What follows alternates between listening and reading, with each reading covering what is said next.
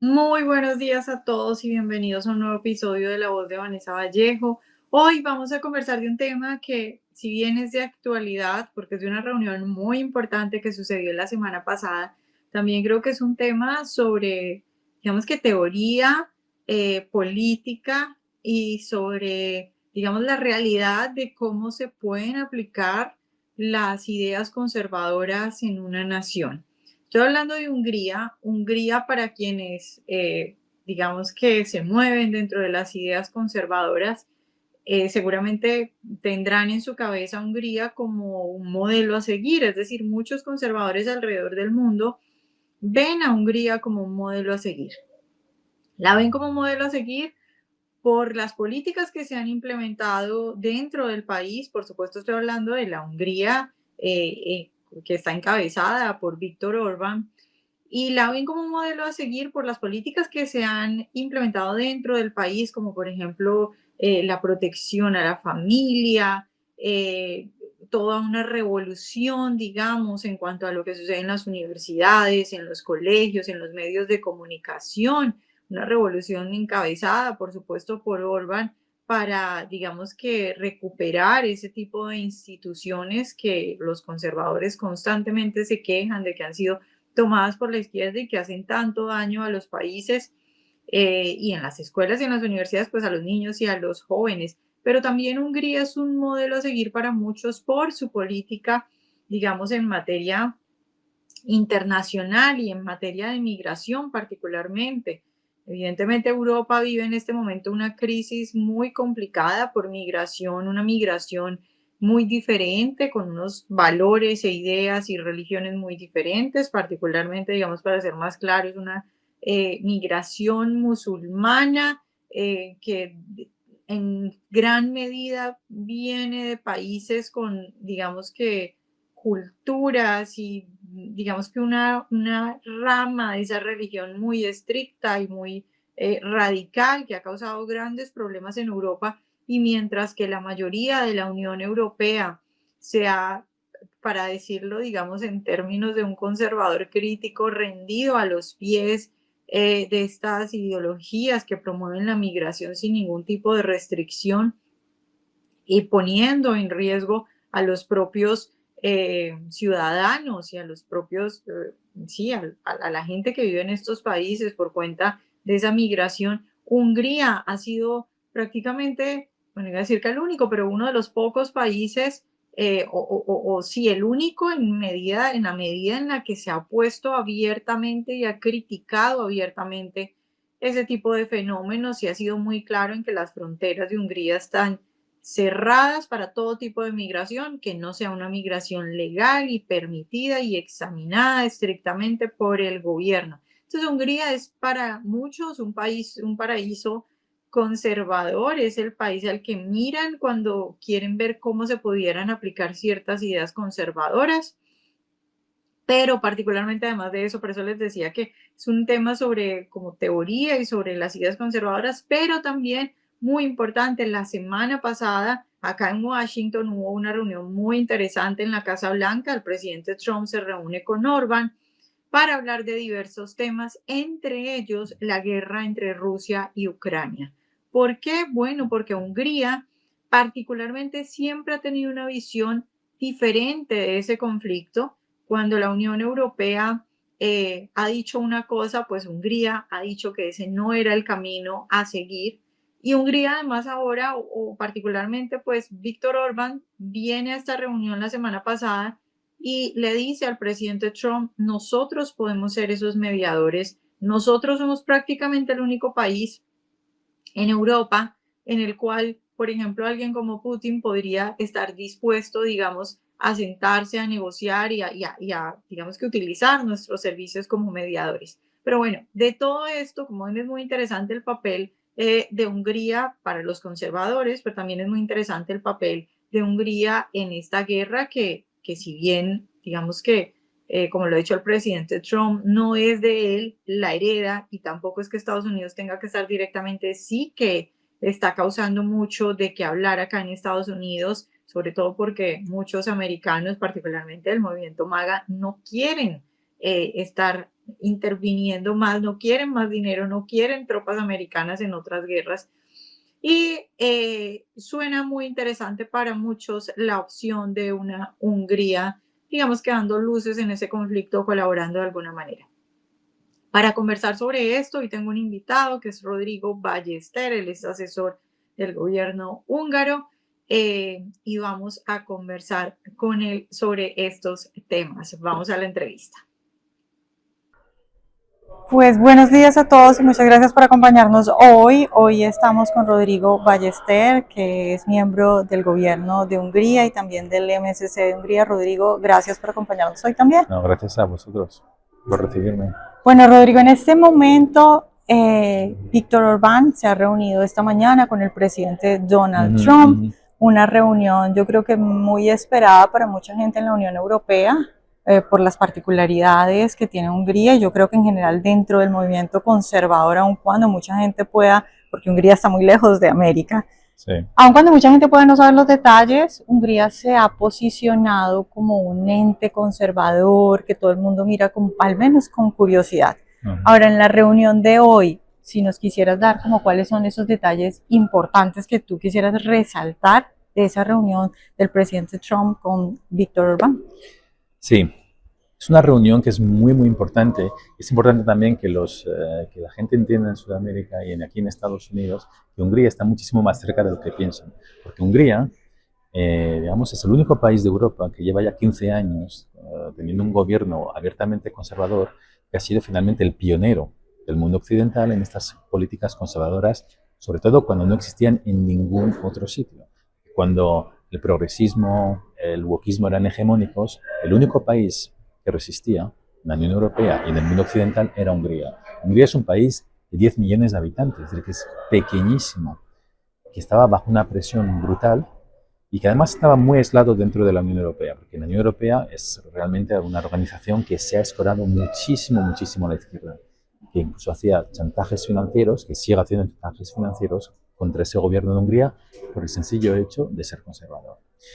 Y que ahora mismo este pequeño país, que es visionario, pues se ha convertido también en el mejor aliado de Trump en Europa. Al final hay unas afinidades culturales, filosóficas y políticas enormes entre esta Hungría pequeña y pionera y el país más poderoso del mundo y la administración más poderosa del mundo. Entonces, de eso han hablado en la reunión. Por eso es una reunión tan esperada y que se miraba con lupa en la Unión Europea, no con tanta alegría, al contrario, porque los éxitos de Hungría al final son también las decepciones de la Unión Europea. La Unión Europea querría un país, que Hungría fuera un país vasallo y sumiso y dócil, y es exactamente lo contrario. ¿De qué han hablado durante esta reunión? Pues, por ejemplo, de un régimen especial para Hungría, para que Hungría pueda seguir comprando energía en Rusia. Hungría es un país, se lo veis en el mapa, que no tiene mar, no tiene océano, es un enclave, es un país que solo tiene fronteras terrestres y no tiene otra alternativa. Había un riesgo de que en las negociaciones entre la guerra, digamos, entre Ucrania y Rusia, que Hungría tuviera también, digamos, un suministro más limitado de energía rusa. Y eso se ha conseguido salvar. Y también hay otro punto de afinidad muy importante entre ambos gobiernos, es que Hungría es el único país que desde hace 3 años, cuando empezó la guerra en Ucrania, que es una guerra que queda muy lejos de América, pero que en Hungría está justo al lado. Hungría es vecino de Ucrania. Es el único país que llamó desde un principio a una solución negociada. Y por eso les criticaron muchísimo, que había solo 2 países que llevaban una solución así, Hungría y el Vaticano. Y el Papa Francisco y ahora mismo el Papa León también. Y entonces, ahora ha llegado Trump también con ganas de solucionar este conflicto. Entonces Hungría también tiene un papel importante, más neutro que los otros de la Unión Europea, para intentar también ayudar a Estados Unidos a encontrar una paz y a mantenerla. Ese tema de la guerra entre Rusia y Ucrania creo que le está llamando mucho la atención a los americanos porque el presidente Trump antes de llegar a la presidencia dijo que lo podía solucionar en menos de un día y pues hasta ahora no lo ha logrado. Y hoy particularmente en esa reunión el presidente Trump le pregunta a Orbán que si él no cree que esa guerra se pueda, que si él no cree que Ucrania pueda ganar la guerra. Y Orbán le contesta, los milagros pueden pasar, lo cual es una respuesta bien curiosa para el público americano que de pronto no está tan empapado de qué es lo que está pasando ya. ¿Cuál es la visión de Hungría que hace que Orbán venga acá y diga que los milagros pueden pasar, pero con esa mirada como pesimista, podría decir a alguien? ¿Cuál es la posición que tiene Hungría y cuál es esa, digamos, esa visión que tienen que los hace tener esa posición igual diferente que acabas de mencionar? Sí, pues mirando los hechos en el mapa y también viendo un poco el equilibrio de fuerzas entre ambos países, si Ucrania no hubiera tenido muchísimo apoyo de los países occidentales, la guerra hubiera durado poco tiempo, porque la diferencia de fuerzas y de talla es enorme entre Rusia, que es un mastodonte, y Ucrania, que es un país de la talla de España, más o menos, ¿no? Entonces, y después de 3 años, esto es todavía más obvio que la situación ahora militarmente es, a ver, bastante, digamos, no es que Rusia tenga unas grandísimas victorias y la situación está bloqueada, pero el avance ruso, digamos, militarmente Rusia está más bien ganando esta guerra que Ucrania. Y segundo, aquí hay un riesgo muy grave de escalada. Y de escalada con armas nucleares. Eso es algo que conviene evitar. Conviene evitar. Porque Rusia es un país que tiene armas nucleares. Entonces ya estamos notando una tensión inmensa entre Rusia por un lado y países de la Unión Europea como Francia, Reino Unido, que no está en la Unión Europea, pero que también tiene una posición muy fuerte en este tema, y por ejemplo los países bálticos, Suecia, etcétera, que tienen una posición mucho más beligerante, Polonia también, respecto a Rusia.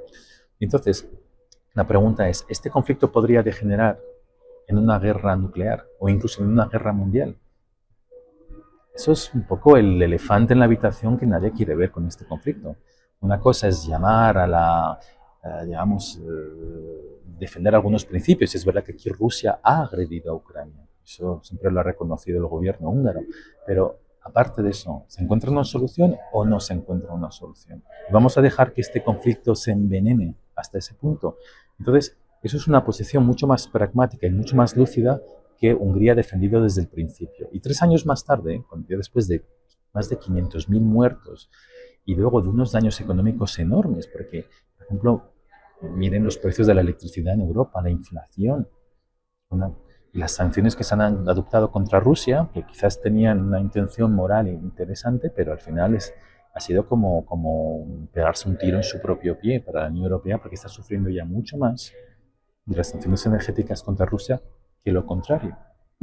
Y entonces, después de 3 años de un conflicto que está ya bloqueado, ¿no es el momento de sentarse en la mesa para empezar a hablar de negociaciones de paz y encontrar ya una solución a este conflicto? Entonces, mucha gente está convencida de esto ahora. Hace 3 años, Hungría ya lo decía. Y en cuanto a la posición de aquellos que dicen, bueno, es que si cedemos en una medida importante, lo que va a pasar es que Putin eventualmente va a seguir avanzando y luego ya no va a ser solo Ucrania. ¿Cuál es la mirada del gobierno húngaro frente a eso? Bueno, eso es digamos que es un caso que es muy poco realista. Porque primero, Rusia es más fuerte que Ucrania, pero tampoco es un país que militarmente se esté dando un paseo militar ahora mismo. ¿De verdad creemos que Rusia va a empezar a mandar tanques a París o a Berlín? Que además son países de la OTAN. Son países de la OTAN, entonces se activaría lo que llamamos el artículo 5, que es la obligación de la OTAN de defender a un estado suyo que está siendo atacado. Ucrania no forma parte de la OTAN, pero los países de la Unión Europea, casi todos, sí. Entonces, ese escenario es casi imposible, no es realista. Y entonces, es verdad que Rusia teniendo relaciones conflictuales con algunos de sus vecinos. Yo entiendo que países pequeños y que han sido invadidos por Rusia en el pasado tengan hoy ese miedo, pero al ser parte de la OTAN, ese miedo me parece que no está para nada justificado.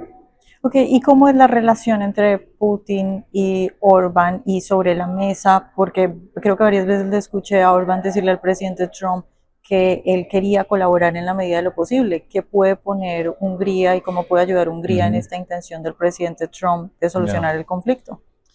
Pues, por ejemplo, acogiendo las negociaciones de paz. De hecho, se declaró ya que iba a haber una cumbre en Budapest entre el presidente Zelensky, el presidente Putin y el presidente Trump. Ese anuncio se ha pospuesto porque las negociaciones ahora mismo previas no están avanzando, Rusia no da su brazo a torcer, pero eso es, por ejemplo, un ejemplo muy concreto.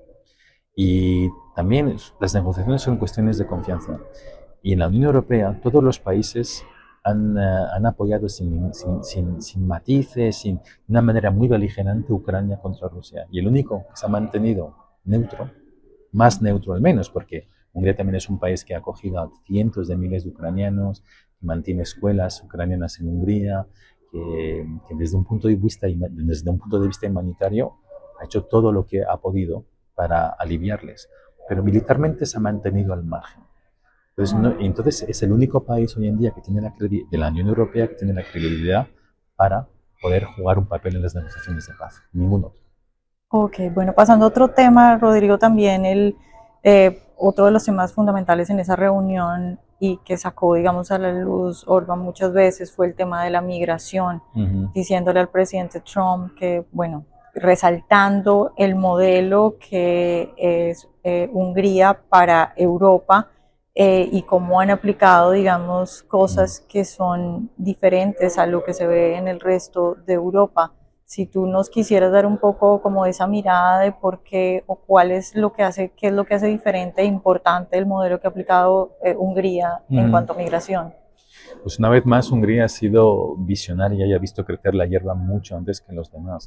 El problema de la migración ilegal y en Europa es bestial. Creo que es difícil de entender desde otro continente. Estamos hablando de un continente que es el más viejo de todos, que la gente, hay poca natalidad, hay pocos niños, y que lleva ya 40 años, sobre todo Europa occidental, estamos hablando de países como Francia, Reino Unido, Holanda, Bélgica, que ha acogido millones y millones de migrantes sin preocuparse en integrarles. Y además unas políticas muy de izquierdas laxistas en las que se les enseñaba a los migrantes a odiar el país que les acogía y además en negar que esos países tenían su propia identidad. Esto ha derivado en problemas muy graves de delincuencia, también de cohesión social. Entonces, eso es difícil de entender porque aquí en América, entre América del Norte y América del Sur, hay muchísimas más afinidades. Pero la migración que llega a los países que he mencionado de Europa Occidental, pues es más bien en general de África, es más bien en general, en muchos casos, musulmana. Entonces, por ejemplo, aquí en Estados Unidos, los casos que habéis visto en Minnesota, ¿eh? Por ejemplo, en Nueva York, con Mandani, hace unos días, es lo que nosotros vemos desde hace ya décadas en ciudades como Londres, tiene un alcalde musulmán, por ejemplo, París, Berlín, Bruselas. Bruselas es un sitio ya que está completamente gangrenado por esto. La gente sabe que, por ejemplo, el otro día un juez belga mandó una carta anónima diciendo que su país se había convertido en un narcoestado. En un narcoestado, es decir, que el país que alberga las instituciones de la Unión Europea se ha convertido en un narcoestado. Entonces, ¿y por qué? Porque eso también es lo que llaman la mocromafia, que es una mafia de origen marroquí. Entonces, la posición de Orbán ha sido desde el principio de controlar absolutamente la migración ilegal y de controlar las fronteras, que es exactamente lo que está haciendo Trump ahora. Y eso es algo que a la Unión Europea no le gusta nada. Y le doy un ejemplo muy concreto. Desde hace un año ya, la Unión Europea ha condenado a Hungría por controlar su frontera y pedir que los que piden el asilo lo hagan desde un país tercero y no desde el territorio de la Unión Europea. La Unión Europea ha multado a Hungría con 1 millón de euros por día. 1 millón de euros por día por controlar, como Dios manda, su propia frontera. Y eso es digamos, el nivel de cerrazón y de sectarismo pro-migración que se puede respirar en la Unión Europea hoy en día. Claro, Trump piensa exactamente lo contrario, es decir, que piensa exactamente lo que el gobierno húngaro lleva haciendo en Europa desde hace ya varios años. ¿Y esa multa está activa? Esa multa sí es activa, es decir, que estos son fondos europeos que se le retiran a Hungría y entonces ya ha perdido unos 400 millones, aparte de las otras partes del chantaje financiero que la Unión Europea está haciendo contra ese país. ¿Cómo está la opinión pública frente a eso? ¿Cómo dirías que está la opinión pública frente a ese fenómeno migratorio en Europa? Es decir, ¿la mayoría de la gente apoya todavía las fronteras abiertas o ya la mayoría de la gente está cansada de eso? la inmensa mayoría está cansadísima, sobre todo en los países que más la padecen. Son los países de Europa del oeste, occidental. Pero lo curioso es que cuanto más se quejan y más desesperados están y mandan señales de que esto tiene que parar, menos lo paran las élites. Entonces hoy en día, tanto la legislación que adapta la Unión Europea, que ahora parece que quieren adoptar un nuevo pacto migratorio que sería una especie de parche, pero que llevan ya años reclamando que se cierren las fronteras a cal y canto, y tanto las élites políticas como judiciales hacen exactamente lo contrario. Entonces ya hemos llegado al punto de que había revueltas. Las ha habido en el Reino Unido, en Irlanda, en España. Y por ejemplo, en Francia ya se habla abiertamente de la posibilidad de tener un conflicto civil dentro del mismo territorio. Y eso incluso lo dijo el mismísimo presidente Macron, ¿no? Y entonces, cuando llegamos a ese nivel de separatismo, de comunitarismo, pues entonces, claro que hay un hartazgo. Lo que pasa es que no hacen nada, no hacen nada. Entonces, por eso ahora creo que la solución ahora mismo, y eso es lo que hemos escrito en el informe que hemos venido a presentar aquí también, no es dar más poderes a la Unión Europea en temas de migración, porque es inútil, ¿no? Lleva 30 años ocupándose de ese tema y no sabe resolverlo. De hecho, lo está empeorando. La solución es que los Estados miembros recuperen sus competencias, y que la Unión Europea tenga menos competencias, que las devuelva para que los Estados miembros que quieran todavía, que tengan un interés en sobrevivir culturalmente y a nivel de seguridad, lo hagan. ¿Y tú crees que hay interés del presidente Trump en presionar de alguna forma para cambiar ese tipo de políticas dentro de la Unión Europea? Bueno, los problemas de inmigración de la Unión Europea no afectan directamente a América, no a Estados Unidos, pero desde un punto de vista de afinidades ideológicas y políticas, sí. Y una vez más, ahí Hungría es el mejor aliado de Trump para promover una agenda política común. Y de hecho, es lo que no se harta de recordar Trump. Lo ha hecho hoy en la Casa Blanca, es lo que dijo J.D. Vance cuando vino a la conferencia de seguridad en Alemania, en Múnich, y que cantó las 40 a Europa diciendo, pero ¿por qué os estáis suicidando? ¿Por qué dejáis, digamos, que vengan personas de manera ilegal, y además en general, no en general, pero en muchos casos delincuentes? Hay problemas de violaciones, de delitos sexuales, pero brutales. Los ha habido en Suecia, los ha habido en el Reino Unido.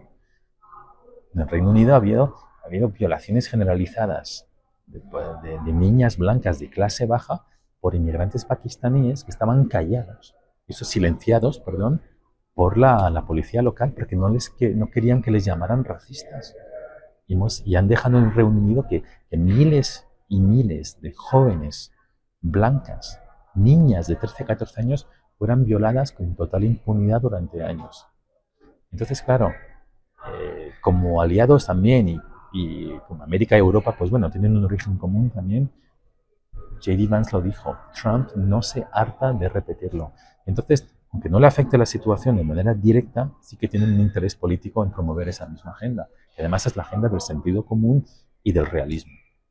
Que también lo dijo el presidente Trump en el discurso en la ONU, ¿no? Mencionó otra vez ese tema, y yo creo que también el asunto es que aquí en Estados Unidos en este momento se habla mucho de la seguridad, de la amenaza a la seguridad nacional, y cuando tienes, no sé, por ejemplo, musulmanes que están en Europa, tal vez con pasaporte europeo, porque tal vez nacieron en Europa, pero todavía tienen todas esas costumbres y esas religiones. Eso es más fácil, digamos, que un europeo de un país que se considera medianamente decente entre fácilmente a Estados Unidos y pueda cometer, digamos, un atentado o cualquier cosa acá, y supongo que eso es lo que también ven acá en Estados Unidos, que puede ser difícil. Le ven las orejas al lobo, y sobre todo con una migración, por ejemplo, de personas musulmanes radicales. Sí, y tenéis ya los primeros ejemplos. Yo creo que personas como Ilhan Omar, como Mandani, lo que está pasando en Minnesota, ver por ejemplo, a candidatos electorales con banderas somalíes diciendo que aquí estamos para mandar, etcétera, que no nos sentimos americanos, pero nos vamos a quedar aquí. Bueno, eso es algo que desgraciadamente Europa tiene muchísima ventaja, por decirlo así. Vamos ya a algunos países como Bélgica, Holanda, Francia, Alemania, en cierta medida Italia, en cierta medida Austria también, Suecia en grandísima medida. Ya son países que están en una situación migratoria que ya supone una amenaza vital para su porvenir, para su futuro. Rodrigo, me decías ahora que tú bueno, que hay como un hartazgo en general en la sociedad europea por esta situación, Ujú. pero eso se ve reflejado, tú dirías que se ve reflejado en las urnas, porque hace algún tiempo hablábamos de un boom de, digamos, la derecha en Europa y Mm. en ese boom, pues por supuesto se mencionaba mucho a Hungría, pero en este momento no sé si es impresión desde acá, desde Estados Unidos, pero pareciera que eso ha caído un poco, pero no Mm. sé cómo lo ves tú, que sabes que No, estás no ahí. ha caído, está incluso el boom, no es un boom, pero es un mar de fondo que está creciendo, creciendo de manera inexorable, piano ma lontano, ¿sabes? Lentamente pero seguramente. ¿Y qué pasa también? Que hay una reacción de las élites que están ahora en el poder, de este régimen, digamos, diversitario que ha mandado en Europa de manera hegemónica durante 40 o 50 años, que también tiene ese reflejo de, digamos, de ponerse detrás de las barricadas para que esto no suceda. Entonces, para, digamos, no escuchar este clamor popular. Y se ve eso especialmente en la Unión Europea. El Parlamento Europeo, que podría tener una mayoría de derechas, pero ¿qué pasa? Que en lo que llamamos el Partido Popular Europeo es el equivalente de los rhinos aquí, ¿no? Los Republican in name only. Pues eso es uno de los problemas del Parlamento Europeo, que tenemos un partido de centro derecha, que es un partido a los que votan gente de derechas, pero que luego gobierna con la izquierda desde hace ya décadas. Y entonces, eso es lo que está impidiendo, más bien las élites en el poder lo están impidiendo que se exprese y que se traduzca en medidas legislativas concretas ese clamor popular. Pero en República Checa acaba de cambiar el gobierno. En Francia, ahora mismo, están haciendo todo para que no haya elecciones, para que gane precisamente el partido que está de lejos, por encima de los demás. Es un partido también que quiere controlar la inmigración, que es el partido Rassemblement National de la señora Marine Le Pen. ¿Y qué pasa? Que en Francia, ahora mismo los primeros ministros duran a veces semanas, a veces incluso horas, porque Macron, el presidente Macron, se niega a convocar elecciones.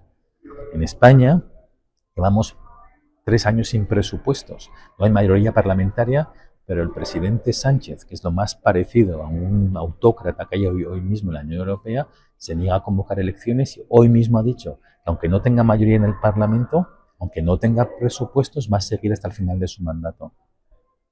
¿Eso se llama democracia? No. Entonces hay una reacción generalizada para impedir que digamos que ese clamor popular se pueda expresar de manera concreta y pueda llegar al poder.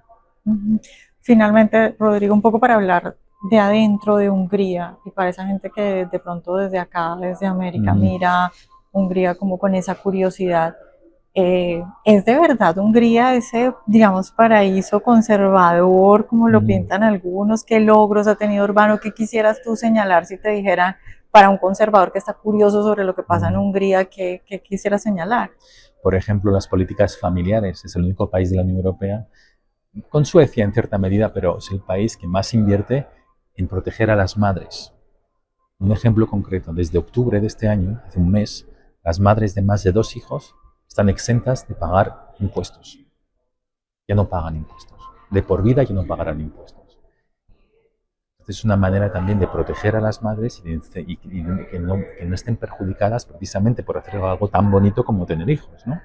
Entonces, es un ejemplo concreto. Luego, en temas de seguridad, en Budapest, mi hija adolescente puede volver a la 1 de la mañana sola por la calle y no pasa nada. Eso no pasa en París, no pasa en Bruselas. Las mujeres están infinitamente más seguras en Budapest. Entonces es un país que es de los más seguros del mundo. Y luego, por ejemplo, es un país también en el que hay muchísimas universidades de primer nivel, además muy, muy asequibles.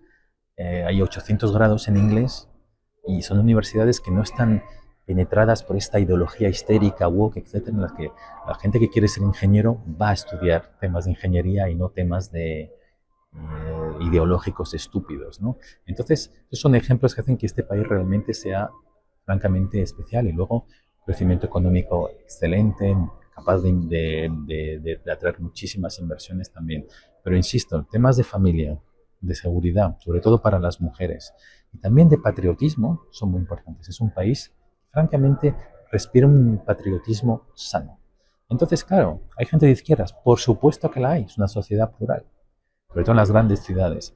Pero lo que es importante es que es un país en el que la mayoría todavía decide qué dirección puede tener. Y eso se llama democracia. Bueno, Rodrigo, pues muchas gracias por acompañarnos. Gracias a Dios, Vanessa.